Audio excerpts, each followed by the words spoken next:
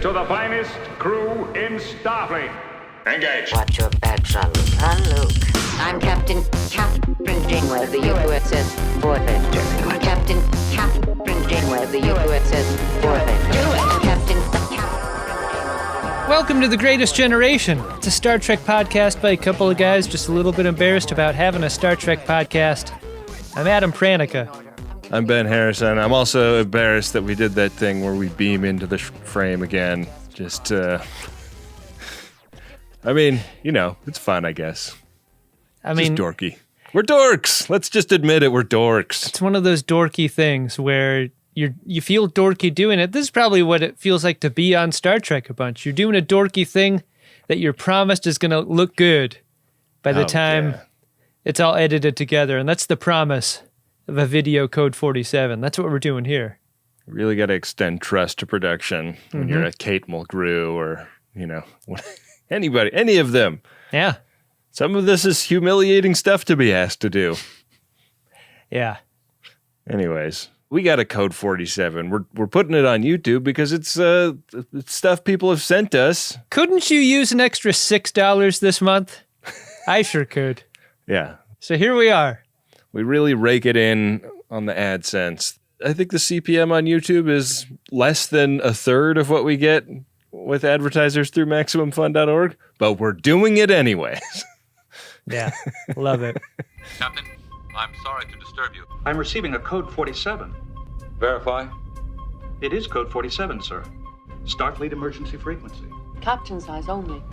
All right, Adam, we're going to open a bunch of things. This first one is kind of busted open already a little bit. It's from Sam in, let's see, Carrollton, Texas. Wow, okay. All right. It's just addressed to you here on the package, so I don't know what that's about.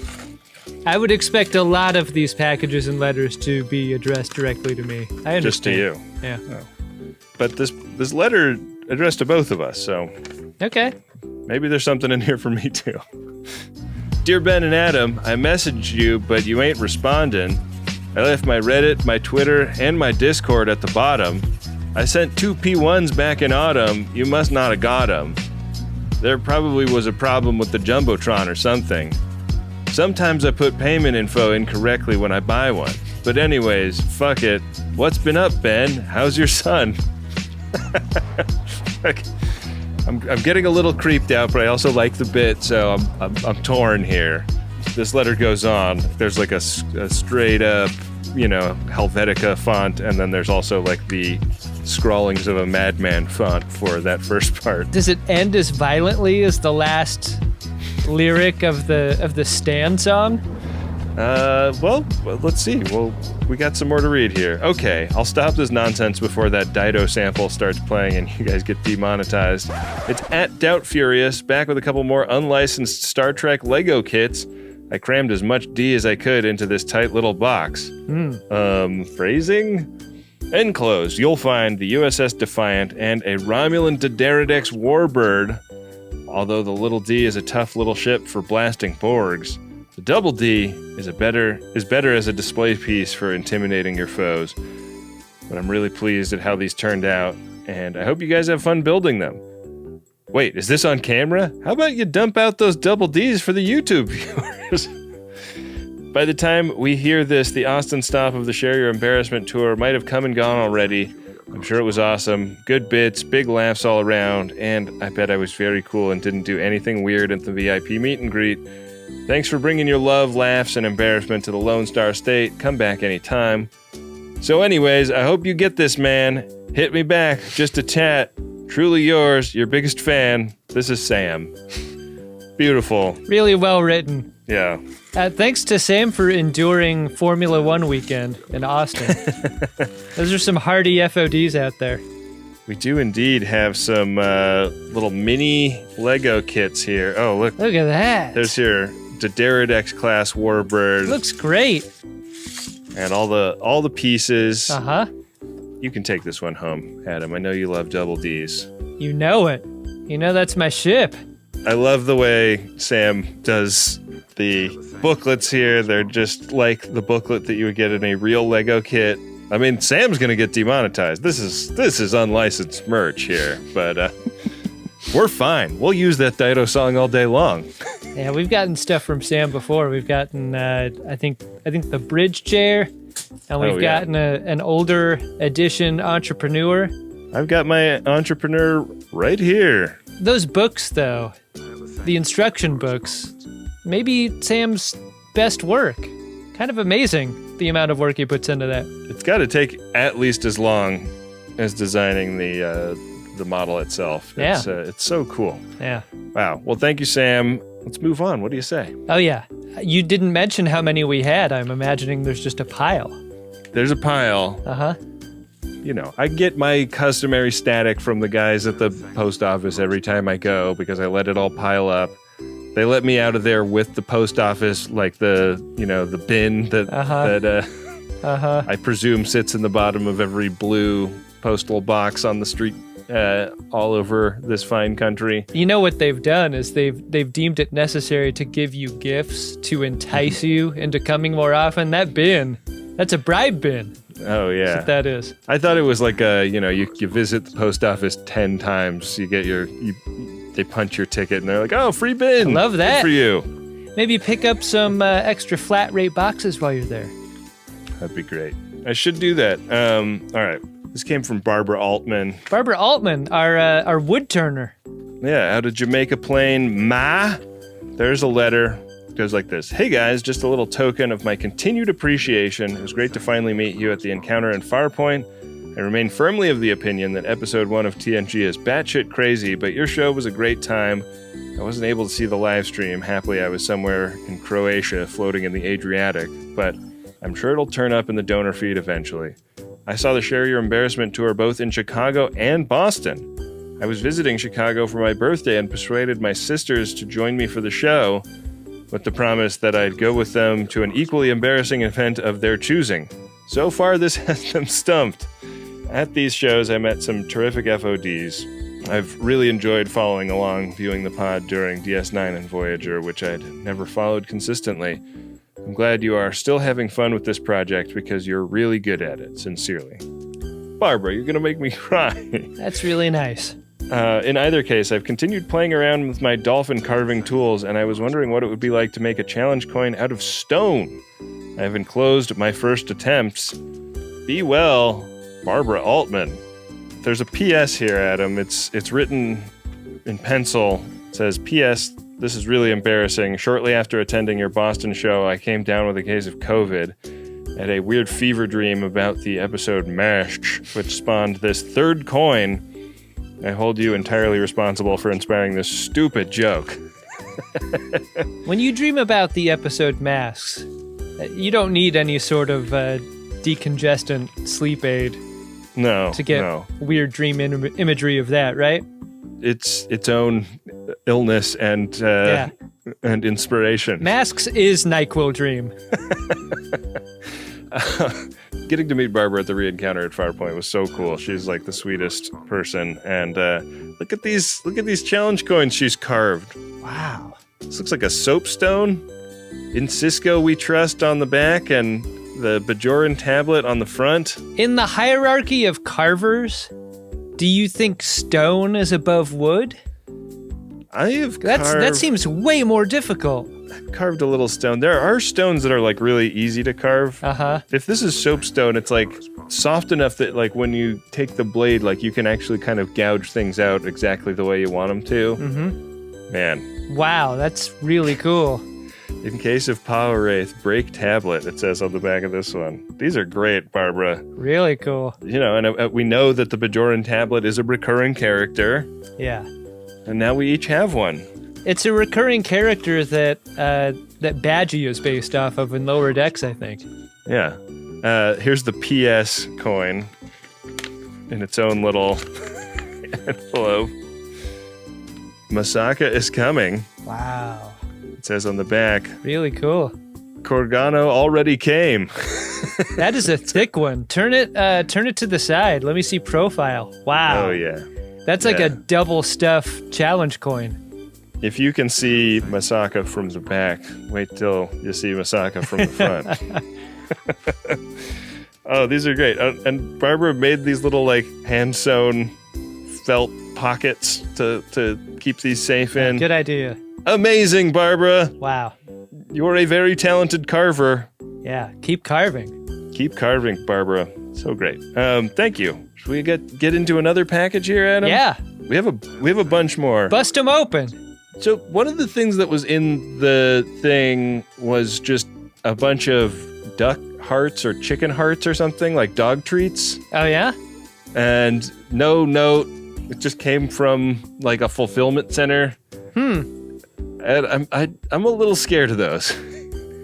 How did they taste? I mean, they tasted good, but I don't know if I want to give them to Dar or Ripley. Just right. out of an abundance of caution, given that we don't know who sent them. I mean, has the package been tampered with? I mean, I tampered with it to see what was inside, and the no note, and it's just like a receipt from, majorinternet.retailer.com.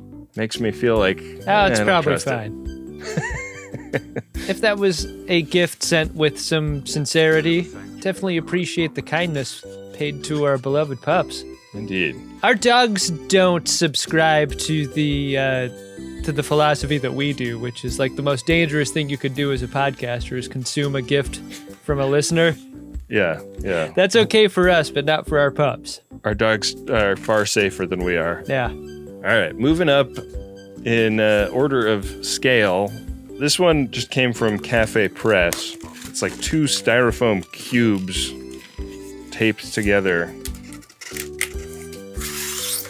Oh, man.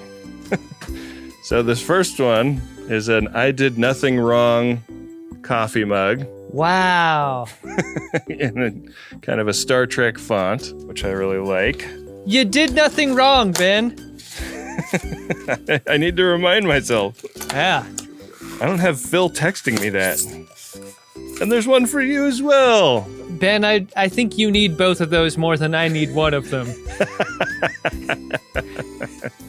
Today, I did do something wrong, though, Adam. And therefore, I'm going to destroy these 2 mugs. Amazing. These are great. What a gift from our lips to those mugs. Yeah. Incredible. They seem to have come through totally anonymously. I don't see any note enclosed here, so thanks to whoever sent those. Very cool. Those are delightful. Yeah. Okay, getting into the bigger packages here, Adam. This one is from Colleen in, let's see. What does that say, Madrid? Oh, sure. No, Madison, Wisconsin. Sister cities. This one's kind of heavy, too. Oh, boy, there's a bunch of stuff in here. But I have found a note. Oh, good. Greetings from Madison. This package comes from 2 people who make mead for a living, who are really kind of shameless about how much we love your podcast. We're watching this pod as we make and bottle every batch of Boss Mead. These are the Boss Mead people that we heard about on the P1 recently. Yeah, it's good to have mead friends. We wanted to share the story of how it became the pod track of our work life. I, Colleen, decided to watch/rewatch more Star Trek during the pandemic. I watched DS9 for the first time and committed the pandemic to watching all Star Trek everywhere. I came into work one day and told Jason, our XO, about my renewed Star Trek love. And he and I bonded over our devotion to DS9 and Star Trek in general. It was great.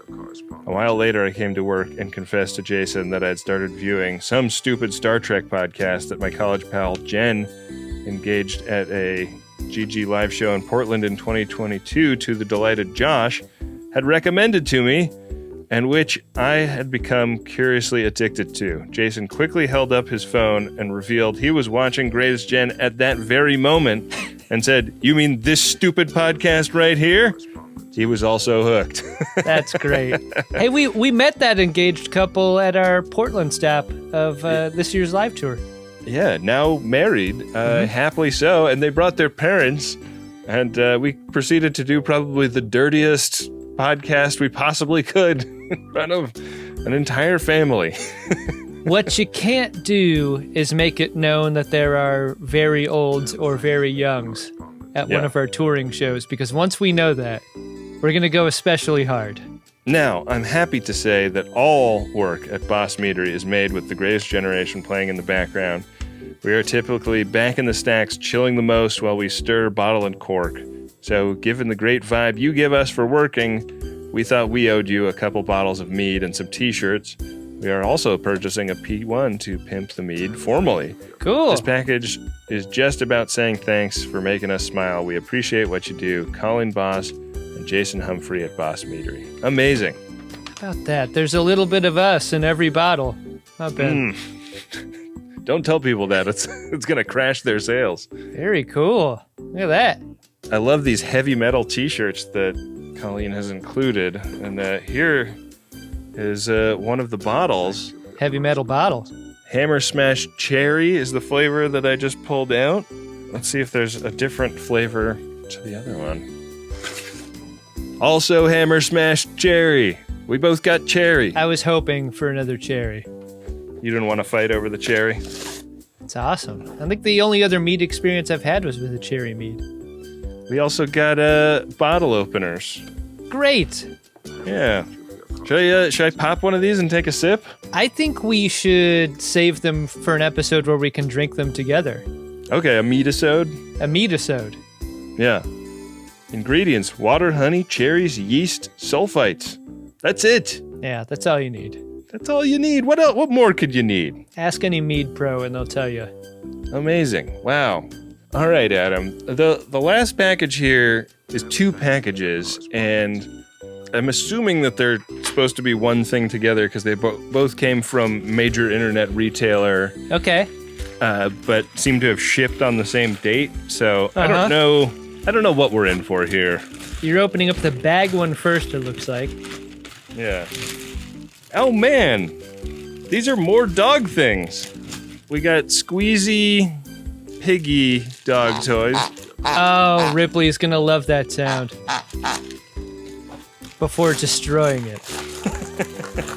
That's the last thing she hears before that piggy dies. We've got pork chomps. Uh-huh. These are a little bit more like commercially packaged looking than the other ones that I found. Hey, there is a gift note here. These are from Brett. Uh-huh. Oh, here's another gift note. Ben and Adam, as a big dog lover, I wanted to send your doggos some treats and toys. Thanks for all the laughs. You guys are the best Trek podcasters ever. From Brett. Wow. Thanks, Brett. That's amazing. Let's see if this big box is even more dog stuff. Check out the big treats given by Brett. Oh, these are the ones that Dar needs. These are the super... Uh-huh.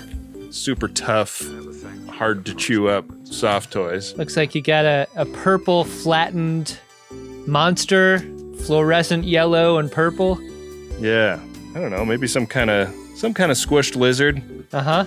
They claim to be invincible, which Darwin will disprove, but yeah, for how long? I'm psyched about these.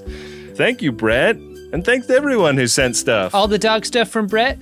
All the dog stuff appears to be from Brett, yeah. That's great. Thanks, Brett. Yeah. Thanks to everyone who sent stuff in. That rules. We really appreciate every single one of you. And if you'd like to send something in, please don't hesitate to reach out to the great Bill Tilley on the DMs of any one of our Greatest Trek social media accounts.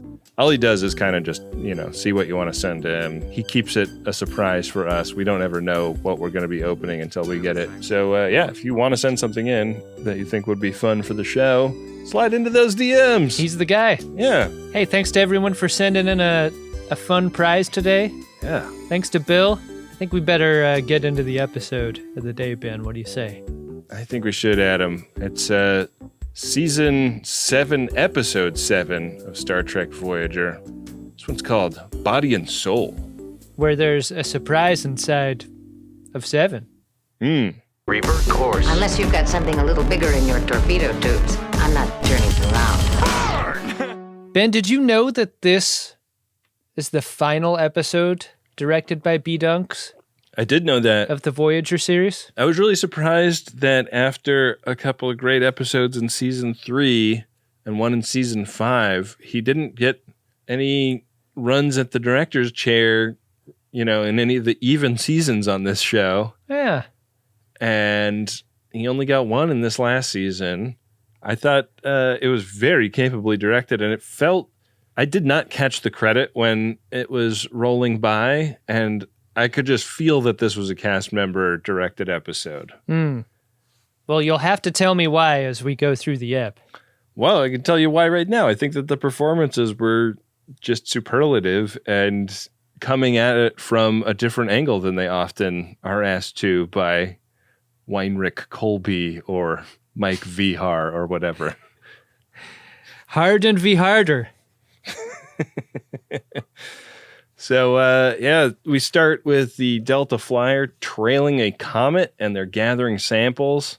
Kim and Seven are in the front, and Mark is in the back. Oh, hi, Mark. It's very clear that Kim and Seven are kind of done with the Doctor after a long voyage in space alone with him. Yeah, it's been many days. It's one of those situations where, like, you ever do this? Like, if you're the driver of a car and your wife is, like, taking a sip of coffee, you got to be real gentle on the pedals, right? Mm-hmm. Otherwise, a disaster could happen. And what's happening in the back is Dr. Mark is working on these samples, and up front, Harry Kim not feathering the accelerator like he would prefer. Yeah. He's complaining about the bangers. This is not the time that you want to be getting onto the 110 freeway, you know? Yeah, very true. But the samples that Dr. Mark is gathering are from the inside of this comet, and what he discovers, he calls Seven back to show her this. He's discovered pre-life, like the antecedents of life in this comet. Little things that have like the beginnings of cell structures that, should they come in contact with a primordial soup, would maybe turn into life forms. And, you know, he really waxes poetic about the panspermia theory in this scene. I think we can be certain from this moment that Dr. Mark has never masturbated, right? Because the romance he projects onto something that is not life, but life adjacent, kind of a lot of pressure to put on whatever he's found in the back of this comet. Truly. When I look at this, I don't see a mere cell. I see the potential for literature and art, empires and kingdoms. Perhaps your visual subroutines are malfunctioning. Up from this little rope, an entire culture could rise. To him. They get banger to theme, and this time it's not Kim failing to feather the accelerator. It's an attack. Yeah. After the theme, Kim has radioed this attacking ship to say all the usual things. Hey, what's all that about? And we're not even shooting at you. Why are you shooting at us? How about you knock it off, etc. The person on the other end is just going on and on about harboring a photonic insurgent. And he's got some anger behind this statement. Does not like the idea that these guys are harboring. This turns into a disruption field and a tractor beam. And, you know, the Delta Flyer is really outgunned by this ship. So it's not long before a bunch of people beam over and they're there to seize the Doctor. That's why Kim tells Seven to hide the Doctor before they arrive. And when we cut over to the rear area of the ship, we find just Seven only. And the attackers have beamed aboard, and they're doing a shakedown. They want to toss their shit. I was really tired when I watched this episode, and I wrote... I'm just reading a note to myself that I wrote, these guys are dressed like they're in a sci-fi show.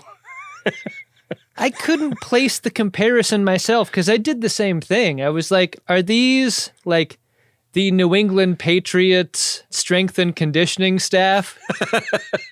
It felt like something athletics adjacent to their clothing. Yeah, or like, I don't know, like there was something Galaxy Questy about their clothes. Yeah. Oh, look at that. A thumbs down just appeared without a gesture on my screen to justify it. So even the computers hate what you're saying. Even the visual processor that tries to interpret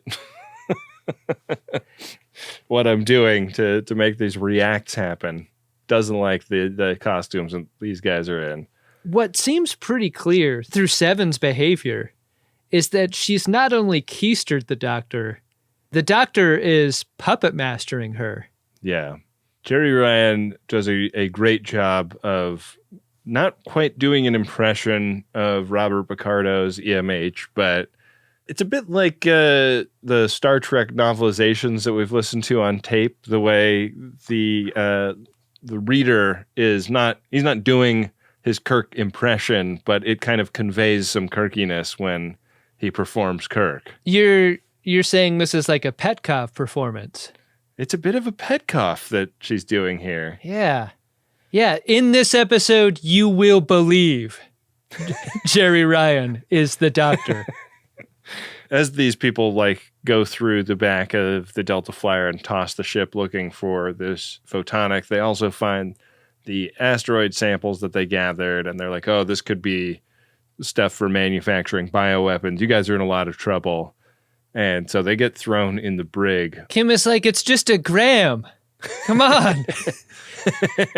Come on, baby. This isn't intent to sell. Yeah. This is just personal consumption. Those little baggies, those are for, my Dungeons and Dragons dice. I individually wrap them. Yeah, it just sucks that Dr. Mark had the triple beam out in the back of the Delta Flyer. A conspicuous triple beam is going to get you in trouble with the local authorities, and that's what's happened here. They did not follow the 10 photonic commandments in this. So they get locked the fuck up in the brig on these marauding alien ships. And this is when Kim finally realizes that 7 is not 7. 7 is Mark 7. Please state the nature of the medical emergency. I don't like how long it takes Kim to recognize this. 22 minutes. Come on. I think they wrote him dumb. They wrote him dumber than he actually is. Is he in the back in that first scene, though? I feel like he has less time to process this than we do. Maybe. Yeah. Maybe we just know more, and that's why it feels this way. Yeah. Almost goes for the boobs, but doesn't in starting to describe what it feels like to be inside a birdie. Yeah. There's a real clang to this scene, right? Because Kim is falling apart. Clearly his first time in prison. He's really starting to freak out. Oh, yeah. And 7... I mean, except for that other time he was in prison. Right. But he doesn't have Tom Paris with him for this one.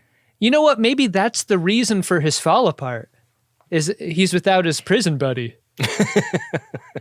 But Dr. 7 is more concerned with that body and all of these new experiences, as if this is some sort of experiment for him.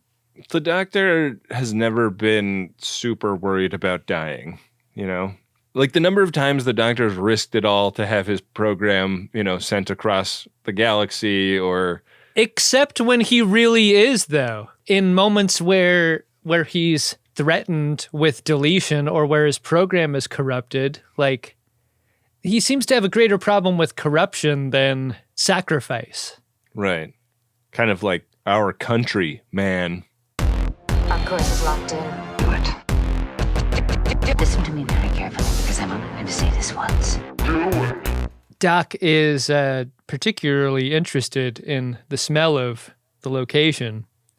The smell of the brig, maybe? No, that's not it. It's the smell of Harry Kim, the musk. It's been a busy day. I guess I'm perspiring a little. A little? This is the moment where I feel like you either get on this ride or you just can't deal with this episode. Because Jeri Ryan is the improviser that believes the scenario to such a degree that you can't help but believe the scene. Right. She's the improviser you need. And if you get one improviser in the scene that isn't quite riding for the reality, the whole thing falls apart, she puts the entire episode on her back and and carries this thing from here. She really does.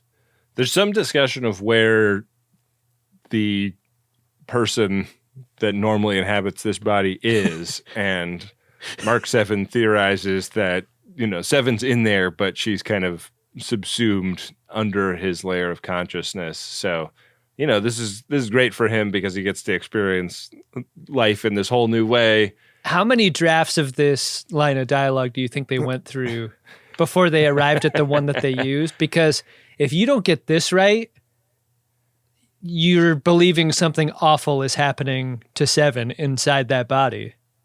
Yeah, I think they were pretty deft in how they wrote it. More awfuler, I should say, than what's actually happening, which seems pretty awful, to be honest. It doesn't seem she cares for this when she comes back, but we don't see that just yet. We cut to Voyager, which is 48 hours away from meeting back up with the Delta Flyer, which they don't realize is in big, big trouble. Also in big, big trouble is Tuvok. And this is a scene that I think that we both wondered if we'd ever get when it happened to Vorik. Yeah. And I think in the writer's room, they have to have been conscious of this. Like, the 7-year thing is not something that they came up with on Voyager. They're saddled with this. They need to explain why he hasn't Pon Farr. And the explanation comes, like, he Pon Farr right before infiltrating the Maquis. Maquis? Before they left for the Badlands, I guess. Yeah, he went into that mission with an empty weapon. Fortunately. But yeah, his time has come. What do you think Vulcan employment law looks like, W/R/T Pon Farr? Is it like you cannot ask somebody if they, what their Pon Farr schedule is? Like, we hired this guy and in the first week he already called in Pon Farr. I mean, wouldn't it be the most logical thing to know exactly when that is for everyone and to just sort of schedule it out? It does, but it also seems like the one area where Vulcans are super illogical and shame-based. We do not discuss it. It does seem that way. Yeah. The shame in this episode seems primarily outward-facing towards the humans and non-Vulcans in the crew. True. Gotta believe it's different on the home world. Yeah, so he's like begging Tom Paris to go get this medicine that the EMH synthesized because the EMH could see this coming too, and this is supposed to help him get through his Pon Farr. Paris looks at the pad, at the prescription, and it's like, Lubriderm? You don't need a prescription for this. Yeah. Combined with meditation, it will enable me to control the symptoms. You want me to replicate you some tissues as well? Or like, do you prefer a gym sock? I know why this scene is written the way it is because it's fun and funny, kind of.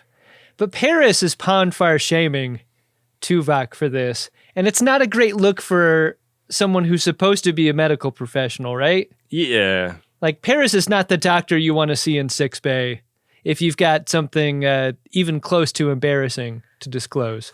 I mean, yes, but I do think that Paris is, like, he's kind of busting Tuvok's chops, but he is being, like, super discreet about this.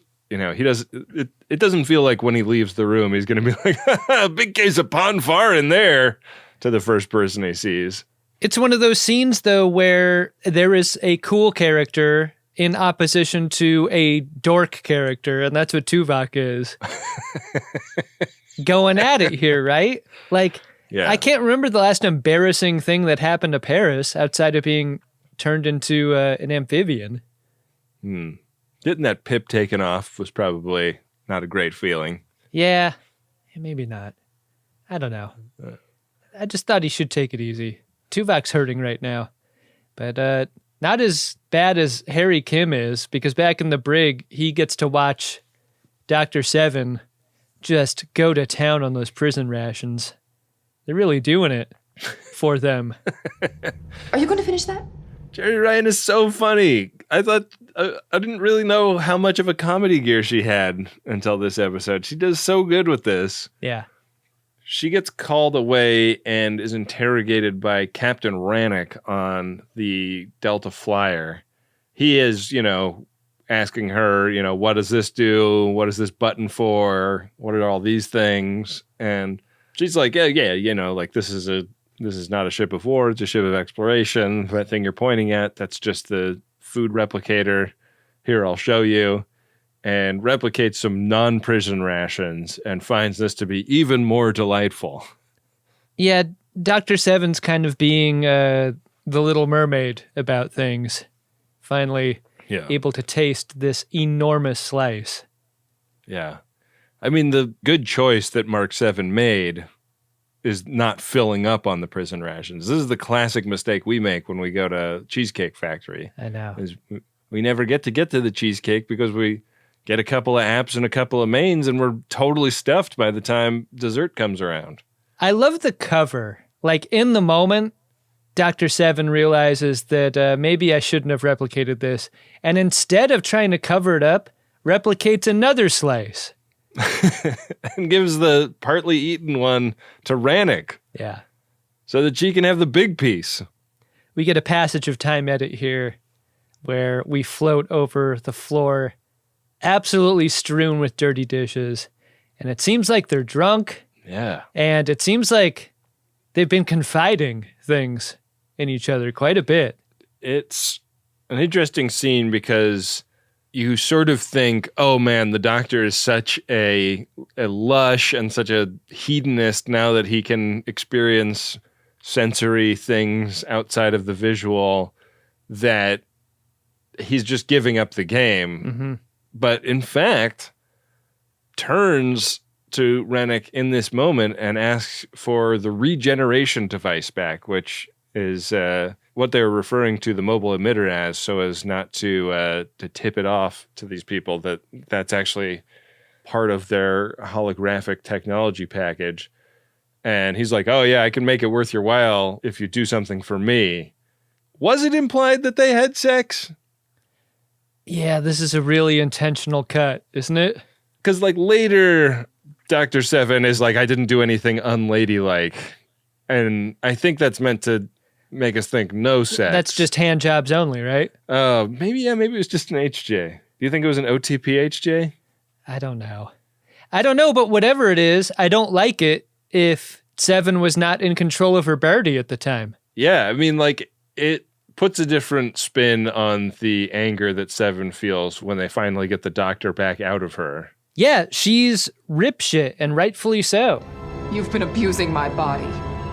What's weird is, like, Kim is also upset because to him, Dr. Seven's been having a ton of fun while he's been cooling his jets inside the brig. Yeah.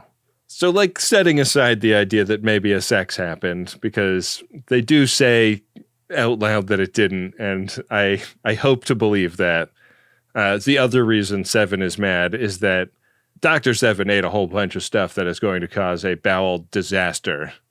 And she's left literally holding the bag of shit. Yeah. A full cheesecake, 8 glasses of wine. It seems like she's angrier about the consumption than whatever it is that happened with this Captain Raddick. Coffee, do it. Black coffee, black. Make it yourself. Ben, I think if you think too closely about this scene, you could break the episode, and here's why. The Doctor, in puppeting Seven's birdie, makes it clear in this scene that he can fap those tubules out, start hitting buttons on the holo emitter, and out he can pop. Right. Why isn't the Doctor puppet mastering Seven around, going fap, like Spider-Manning everyone with those tubules and taking them out? Taking out everybody on the ship. Wow. It seems like that was on the table here. But instead, Dr. Seven chooses, I don't know, seduction? Yeah. Maybe they're keeping that in the back pocket, like assimilate the whole ship if we absolutely have to, but let's try to avoid it. Right. So they hear voices coming from outside, and they decide to keister Dr. Mark again. Yeah. I love, like, Harry Kim playing the diplomat here. He's like, okay, like, everybody has very valid complaints about the way things have been going so far, but let's table all of the conflicts because this is an emergency. Well, if his argument isn't well made, I think the whole episode falls apart again. I think this scene is super duper important. Like, Yeah. as fully throated as Seven's protestations are with what the doctor did when he was previously in her, you can't be too ripshit pissed. Otherwise, she would never conceivably allow for him to go back in there. Like, there's a line that they don't cross. And it's a line that allows for the doctor to be put back into her birdie. And so back in he goes, and Dr. Seven goes to their med bay on board this ship and is helping them with officers that have been subjected to some sort of virus that the photonic insurgency is using in biowar. This seems like a real ugly war that these guys are waging against the photonic insurgency, and we learn a little bit more about it. There's a lady in there who seems like she wears a lot of hats because so many people have died aboard her ship, but she, talks about having had a caretaker as a child who was a photonic, who then went and joined the insurgency, and she just can't wrap her mind around why somebody who was subjugated to her family would then turn on her family. We never treated him like a servant, but he turned against us anyway. Yeah, it's a real antebellum South style argument. Yeah. That you're getting here. Yeah. Your photonic mammy wasn't actually in love with your family the way you thought she was. No, and it's interesting to hear the doctor consider this through Seven's eyes, Yeah. Because Seven is of a race of beings that took slaves, could you say? Yeah, that at the very least subjugates. And the doctor has had to fight very emphatically for the right to be treated like everyone else. Sure. In his own society. So these are not issues that are super far from either character. The doctor, over the course of 7 seasons, has given voice to his desire for equality and freedom in a way that stops just short of wanting to overthrow the establishment that has subjugated him, Yeah. So, there's so many things happening in this moment. Tuvok, meanwhile, is being given a prescription to go jack off on the holodeck from Paris. Yeah, Paris is like, holodecking ain't cheating. Is that what you tell your wife? Yeah, they say doctors prescribe and Paris provides, but Paris is going to provide schematics for a knockoff of Tuvok's wife so that it doesn't count as an infidelity. Paris makes the argument that it's not cheating if it's a hologram of your wife. And I would argue that it is more cheating if it's a hologram of your wife. That seems wronger than a hologram of someone different. And I don't know if I can articulate why I feel that way, but it seems like a greater betrayal. Like, if I were caught with a hologram of my wife doing sexy stuff with me, it would have to hurt way more than a random holodeck person. Imagine if your wife walked into the holodeck simulation of, let's just say, Utopia Planitia, to pull a random example out of a hat, and found that there was a sexed up version of herself running in there as part of the program, and then she found out that you designed that program. I think you know what I'm getting at. Yeah. I'm guilty of a terrible crime, Doctor. Yeah, we cut to this scene in the holodeck, and man, just the amount of candles you have to light to jack off if you're a Vulcan seems I would never get anything done. You don't need to put a sock on the door handle at the Vulcan Science Academy to declare that you need some privacy. If you're just smelling candle, you know not to go in, right? Yeah.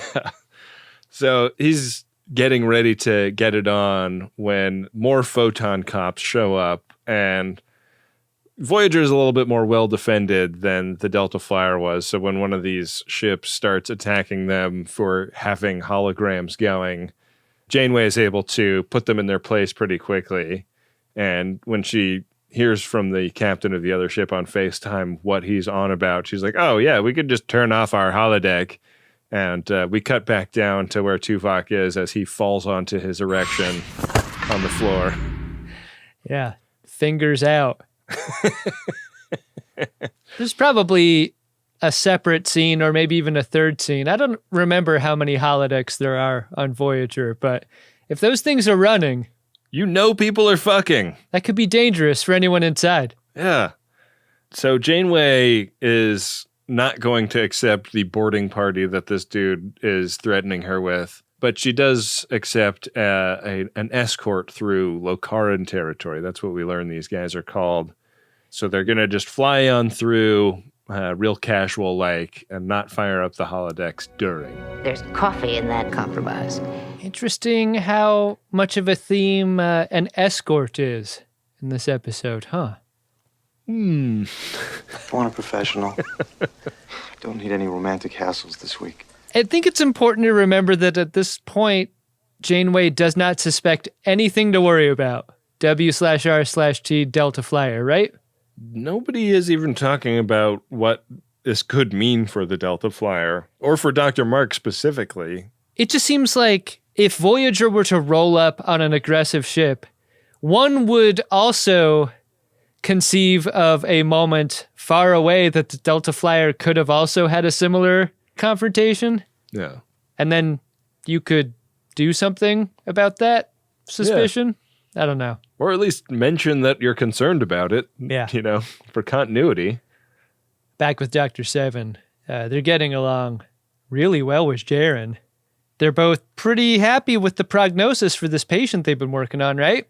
Yeah, the treatment that Dr. Seven came up with is starting to work, and this is the first time anybody's come up with a treatment for this bioweapon that's being used against them by the photonic insurgency. And she's like, oh man, I can't wait to tell everybody else in the fleet about this. This is really, really going to change things for us. Also, I do have a brother, and I happened to notice what you looked like and that you're really smart and funny. And I just think he'd get along great with you. And this really hits Dr. Seven in an uncomfortable place because Dr. Seven was starting to think about this lady as a potential romantic interest. Dr. Mark, at one point, was willing to throw his entire life and career away to become a professional opera singer on some random planet.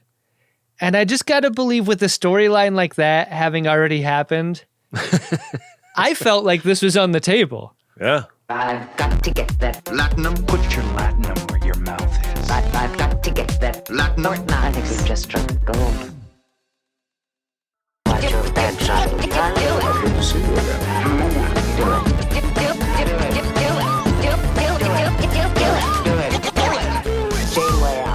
Captain Rannick calls Seven up to the bridge for sort of a second date. Mm-hmm. It's sort of the thing where, like, it's a date that hasn't been declared as a date because he thought the first thing was a date. Yeah. But Dr. Seven didn't think the first thing was a date. There's a romantic nebula involved, and, you know, the music that the nebula makes as its waves crash against the bow of the ship. You're talking about the nebular slow jams? Yeah. Pretty great. The quiet storm. The rapidity of the seduction techniques here is comical, right? Like, check out the view. Oh, here's some wine. How about I put on some music? Like, in 15 seconds, all of these things happen. It's great. Yeah, he like tries to go oh yeah, I need to stretch my arms. Oh, look, I just found my way around your shoulder. Yeah. He gets tossed across the bridge for trying to kiss Dr. Seven. Can't do this. Yeah. Can't do it. No, I don't think I will kiss you. Where does Dr. Seven go but straight on back to the medical facility on this ship and tells Jaren about what happened. And Jaren doesn't take this in a, what a dirtbag kind of way like you're expecting. Jaren takes it in a, so what'd you turn him down for? That guy's the captain. He's great. It's clear to Dr. Seven that Jaren's got the hots for the captain. Yeah. And during this conversation they're having, Jeren, like, kind of loosens up a knot. Dr. Seven's neck. That feels nice. Oh, yeah. Jaren's got magic fingers. The massage really starts flooding Mark 7's basement. And then, the brakes get put on. And Dr. Seven's like, okay, well, hey, there's actually something that I really need to confess here. And it's uncomfortable. And this sort of felt to me like maybe a joke was being made of, like, what if Seven said that she was actually interested in Jaren, and like, wouldn't that be like weird and embarrassing? Did you get that? Was that where this scene was headed? I don't know. I think that might be you. Okay. I couldn't quite tell if there was like a gay panic element to this story or not. Yeah, I mean, there is that dramatic tension of one character talking about one thing and it being perceived as something else by another character. Yeah. I mean, like, the other, like, gay panic element in it is the amount to which Dr. Seven expresses revulsion at the idea of hooking up with Captain Rannick. So that kind of makes me think that there wasn't a sexy interlude in that cut in the earlier scene. I don't know. I think not all turn-downs are gay panic. Yeah. Maybe Dr. Rannick just sucks. Yeah. Maybe Dr. Rannick just moves a little too fast for a classy person, Ben. Maybe that's it. I'm just thinking about the era of television we're talking about here, so I don't know. I was shocked that Jaren was like, it's totally fine with everybody here that you're part Borg. Nobody is worried about that. Like, this is the first species we've encountered that's like totally XB positive. It's nothing to be ashamed of. Which suggests that there are more out there, right? Totally. And that it's not uncommon for them to encounter them in this part of space. The doctor completely incurious about this. Yeah. I would have loved to have an angry Seven moment about that. Like, why didn't you ask any follow-up questions? You know what I'm really glad about this episode is that we don't cut to a version of Seven's personality stuck in a theatrical representation of a corner of her mind watching this thing play out in front of, like, behind two eyeballs as a view screen or something. Like, you don't get any of Seven's inner life or experience of this until after the doctor's separated from her. That's a great point. There's no, like, inside the Iron Man mask stuff with Seven. I think it's because it would be really traumatic to experience this with her. Yeah. A message comes that Harry Kim is very, very ill, and Dr. Seven is needed back at the brig. So back she runs, and this was just a ruse by Kim, who has been basically ignored since being left behind there. He's just been eating shit on a shingle and wondering what's going on while Dr. Seven is cavorting all over the ship. You can tell Kim's faking, right? Come on. You gotta get with the stuffed up no sound. And you gotta talk real slow. Hey, I'm calling because I don't think I can make it into work today. Do you ever do like one one nostril? Oh closed? yeah, like, one nostril's really good. Like, I'm not totally stuffed up, but I'm worried that it could. I don't want to get anybody else, but I'm pretty sure I'm going to be able to make it tomorrow. But I'll call back tomorrow. Tomorrow morning with enough lead time to get someone else on the shift for me. Okay. Hey, thanks. I'm really sorry. I'm just so sorry I can't come in today. Seriously, nothing I want to do less than watch Montel Williams all day.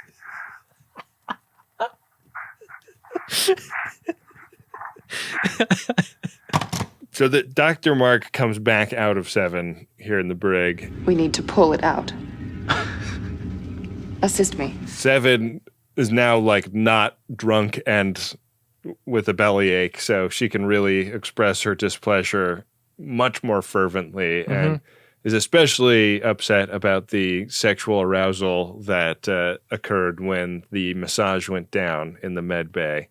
She's like, I just installed a sump pump. I do not want to test it with a flooded basement, okay? And why is the carpet all wet, Todd? I don't know, Margot. There's like a reversal here in this scene, though, right? Because, like, Seven takes great umbrage with the freelancing that the Doctor has done, and the Doctor pushes back really hard. Like, he defends himself by attacking her. Because the form of attack is like, well, you never indulge yourself in any of the sweet rewards of being a living person. Right. Like, you always do the bare minimum for yourself, and maybe it is shocking to you that I would do something more than the bare minimum, but that's all this is. Seven eats kibble when like real food is available, and she's like, well, have you tasted Neelix's cooking? Like, yeah. I don't know what specifically you're talking about here. But yeah, the good news is that they have Rannick's command codes, which Seven retained when he punched them in for some reason on the bridge. And so they're like, this is kind of a Star Trek V moment here, where they're like, okay, we need to get to the emergency transmitter in the forward observation lounge of the Delta Flyer so that we can transmit those codes to Voyager. And so that is going to involve Seven agreeing to let Dr. Mark into her one more time to seduce Captain Rannick and allow them to effect this escape. Seven does get Rannick aboard the Delta Flyer, and I mean, the thing that she convinces him of is that she wants to bury the hatchet. And what better way to do that than over a couple glasses of champagne? Precisement. And some dancing. I thought when the hair came down that something different was going to happen, but it's just a waltz. Yeah. There's nothing wrong with a waltz. You can't dance with a bun. That's what Seven knows.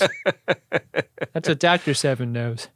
He is like getting called away, and she's trying to occupy him and doses him. We cut back to Voyager's bridge where Tuvok is fighting through his illness to be on the bridge as they search high and low for the Delta Flyer. I'm giving you an order. I'm giving you an order. Is that understood? I'm giving you an order. I'm giving you, and you have just crossed the line. Yeah, Tuvok could have called out sick, but instead he's like, I'm fine. I'm fine. Just, I'll try to make it through half my shift. Okay? Like, we'll see where we're at during the lunch break. Yeah. I think it's important that I try. Everybody's concerned, but this is like a pre-COVID world where people are not like, hey, man, you shouldn't come into work if you're fucking sick. Yeah. You know? Yeah. People can't take that anymore, and for good reason. Yeah. Neelix is there too with a bowl of soup for a flu that Tuvok doesn't have. Yeah. That's nice. I like it when Neelix comes to the bridge to serve. That seems like a very early couple of seasons quality to Neelix. It's always well-intentioned, but often blows up in his face. Yeah. As it does here. They get the FaceTime from Mark 7, and everyone picks up on what's going on instantaneously. Like, that's how good Jeri Ryan's performance of doctor-y mannerisms is everybody's like, weird, it seems like you are actually the Doctor. What's going on? It's a long story, Captain. Delta Flyer out. I wonder how much of this is also lens choice here, because you get Robert Picardo on screen a bunch over the course of the seasons of this show, where he's like locked into frame doing his Robert Picardo stuff. That this character is also on screen in frame, I think is a useful comparison. Yeah, and it's a little top down. Like the camera is a little bit higher than the eye line. Yeah. When the Doctor's like, you know, FaceTiming into a meeting in the lounge, you know, pre-mobile emitter or whatever. So, yeah. And this is framed very similarly to that. I love how Janeway views this as an emergency situation such that she needs to shoot the ship that's escorting them so they can zoom away toward where the Delta Flyer is. This is great. Sucker punch their escort and get the fuck out of there. Yeah. In the med bay on the other ship, the captain is laid out on a bed, and, you know, they sort of get caught red-handed with having drugged the captain. He gets revived, and this scene was my favorite in the episode because This is a group of people that don't understand why the race that they subjugated turned on them. And they're like, what happened, Seven? We trusted you.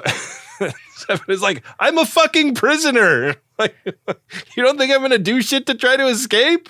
I love that. That's the number one rule of being a prisoner. Yeah. She says it. These guys have a total subjugation blind spot. They never think they're subjugating, but they're always subjugating. Yeah. Yeah. I don't understand what Rannick's deal is. He seems like he's extremely dopey. Yeah. And not just from the drugs he was given. I mean, like, he's not good as a commander, is he? No. I mean, you think that the command codes thing is just going to nip the whole problem in the bud. But to Rannick's credit, he thinks fast and, like, ties their shields into their warp core. So, like, if the Voyager uses the command codes, it'll destroy the whole damn ship. I mean, Rannick doesn't know Janeway, but this comes straight out of the Captain Janeway playbook. Like, you'll never take me alive, and my ship too. Rannick's like, I plugged the shields right into my warp core, and if you take them down, it'll destroy the whole ship. And that's really nice, but what's also nice is me dragging my fingers across the teeth of this comb. I think there's still half a glass of champagne in the glass. I'm going to hold that very close to the mic.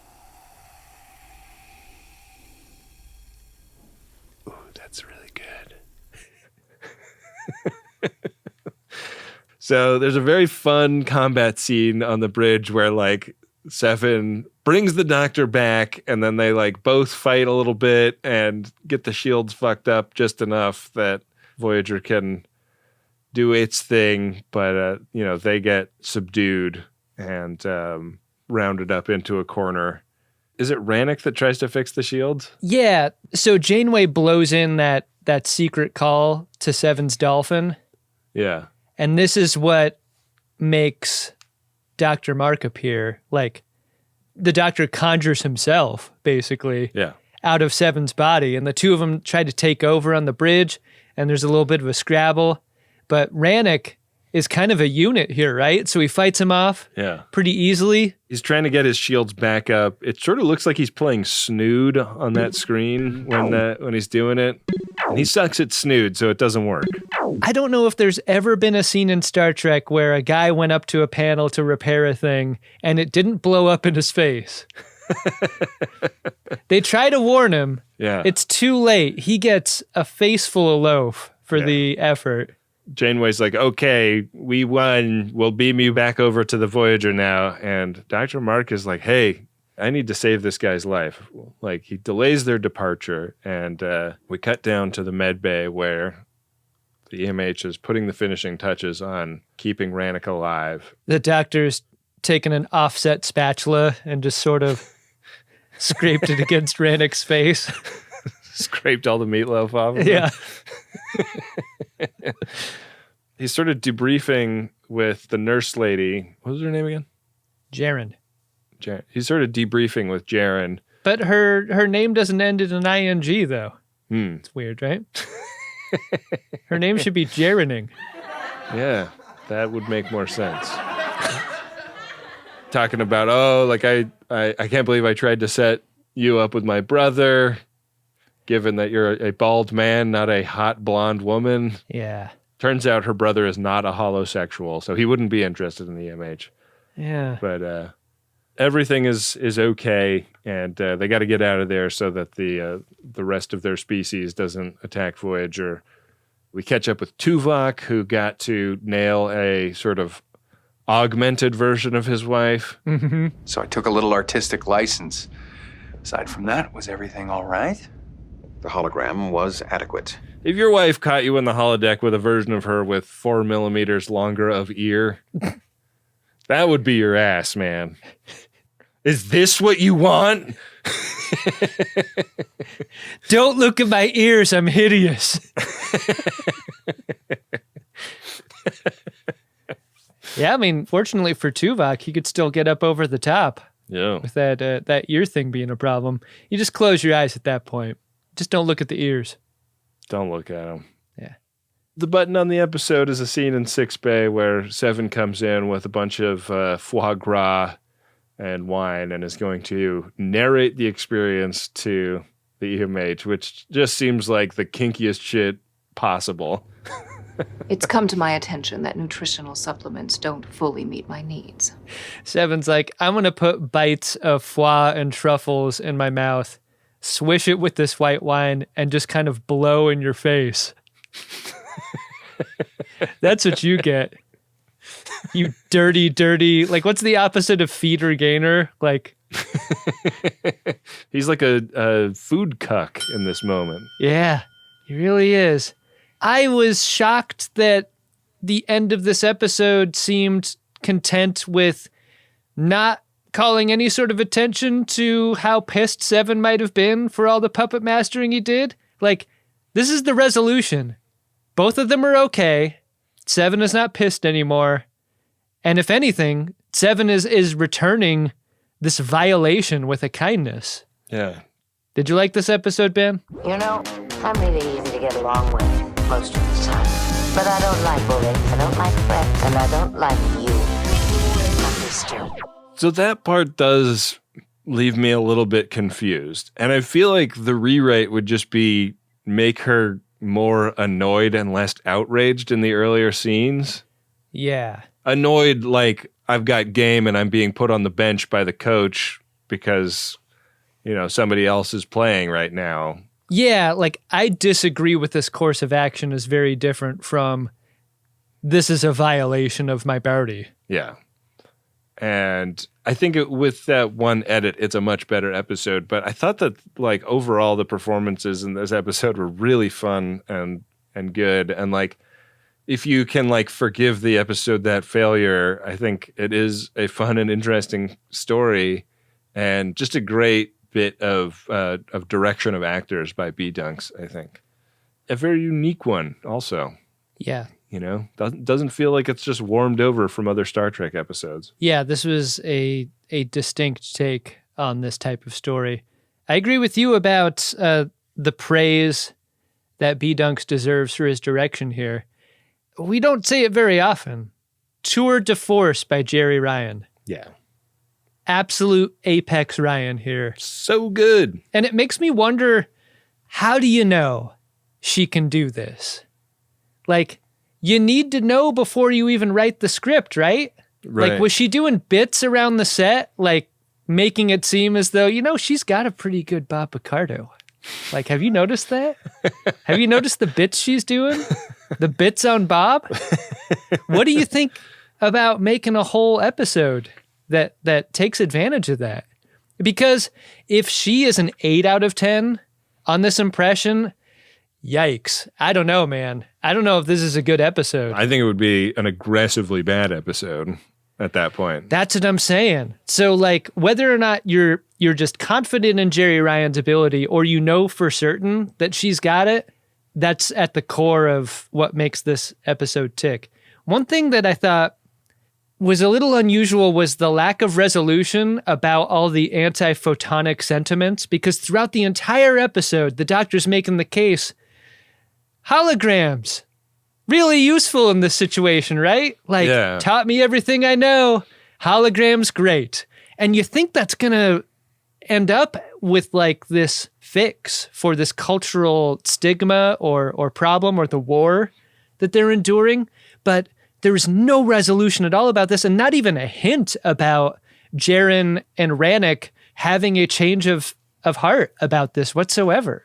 It feels like they're willing to cover for Voyager at the end because Rannick got his life saved, but it doesn't really feel like they're going to then proclaim the benefits of working with the photonics to their society. Yeah.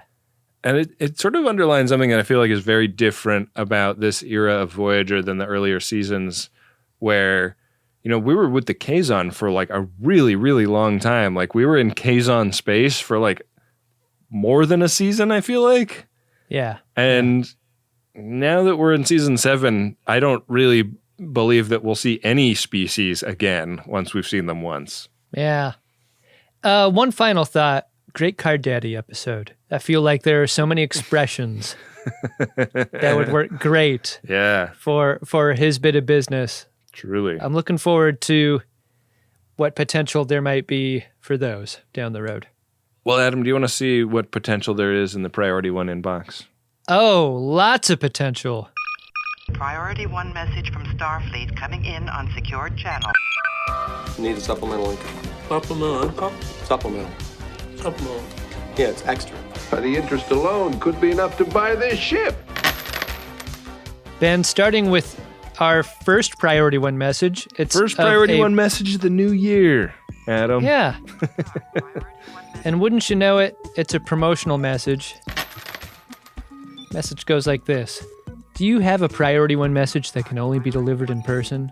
Need some flair to put next to your comm badge? Old Rusted Chair has you covered. Old Rusted Chair is back for a second greatest gen bump. Hell yeah.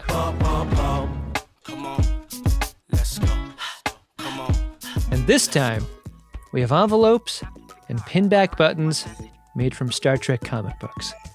Whoa. Not sure what to write in your Priority 1 message? Pick up a hand-poured candle for a Vulcan meditation session.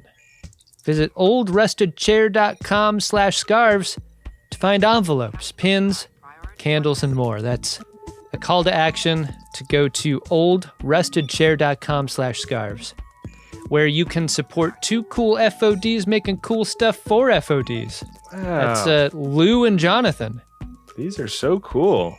I love these gift cards. There's some J.K. Woodward cards in there, so if you got really lucky, you might get an image of Ben and or Adam in your greeting cards. How about that? I like this format of candle, like this puck. Yeah. Versus a big honkin' jar candle, you know?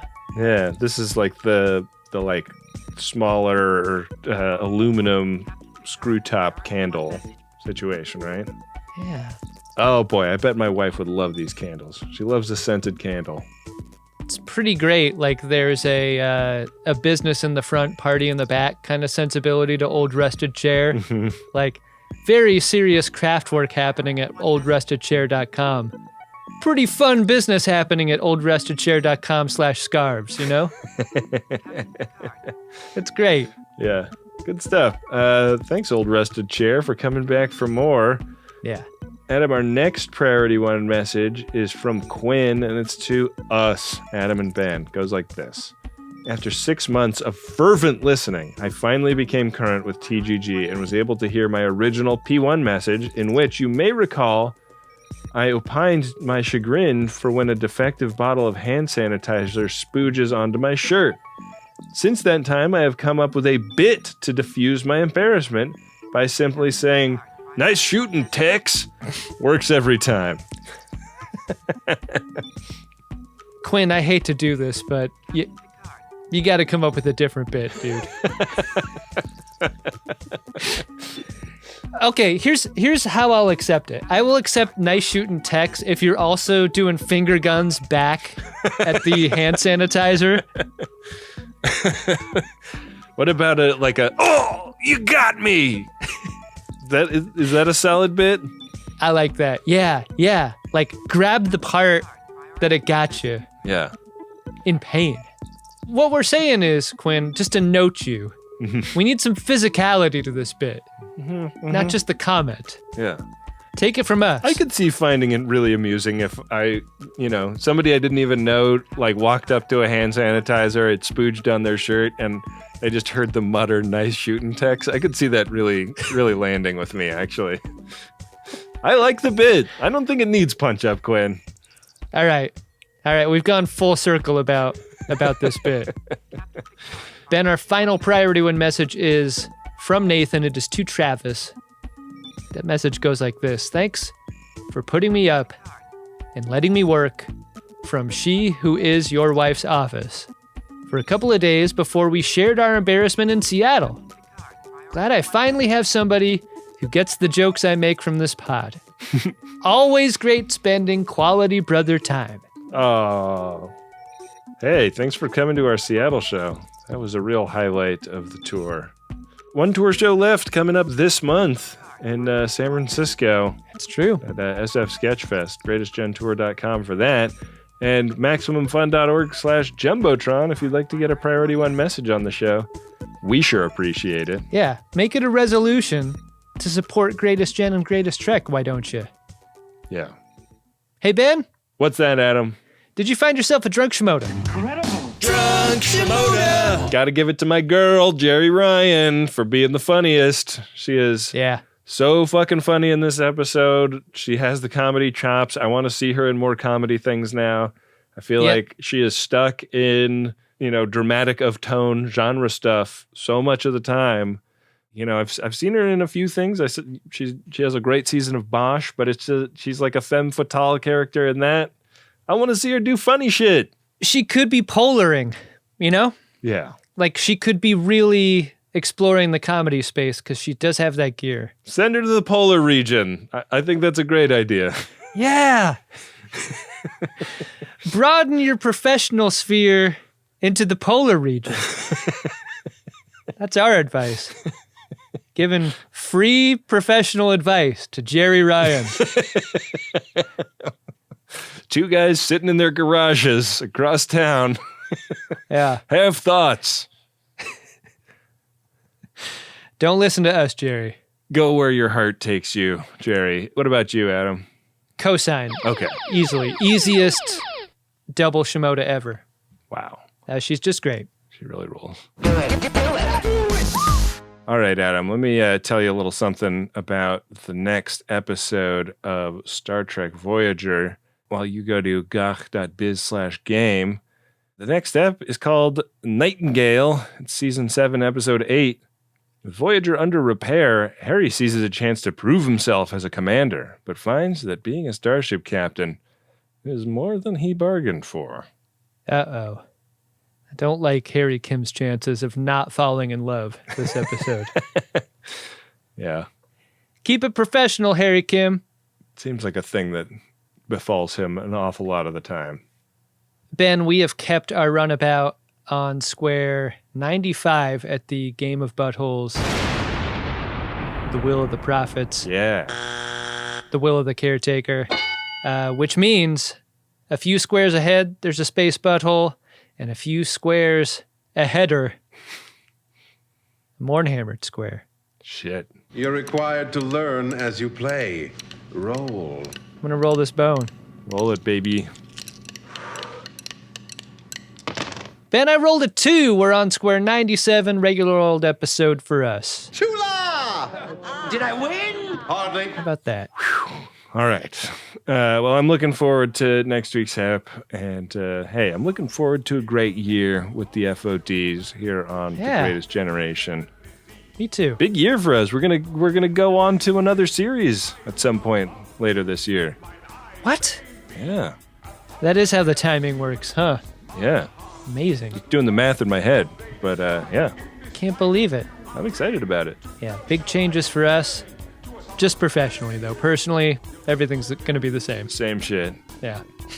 Hey, I hope you make a New Year's resolution of supporting our show. It's MaximumFun.org/join if you would like to do that. Much thanks to the folks who already do. Thanks to Wendy Pretty, our producer and editor. Thanks to Bill Tilley, our card daddy, who makes hilarious screenshots for every episode tile. If you're not catching these episode tiles, you got to go look on our social media or at MaximumFun.org on the Greatest Gen page. He finds the funniest screenshot of every episode. If you could distill one frame out of every episode of Star Trek Voyager, it's not the one that's on the thumbnail in the Paramount Plus app when you're selecting the ep. It's the one that Bill Tilley pulls. If you're a streaming service and you're hiring out for that job, screen grabber, Bill Tilley's your guy. Nobody better. Yeah. Yeah, you think those are just found? No. Those are curated. Yeah. Got to thank Nick Ditmore for our show art. Thank Adam Ragusia for our original music. Dark Materia for the original Picard song. And with that, we will be back at you next week with another great episode of Star Trek Voyager and an episode of the Greatest Generation Voyager where, I don't know, Adam and I will probably also bite off more than we can chew, but we can't predict exactly of what just yet. Yeah. We'll tell you when we get there. Make it so.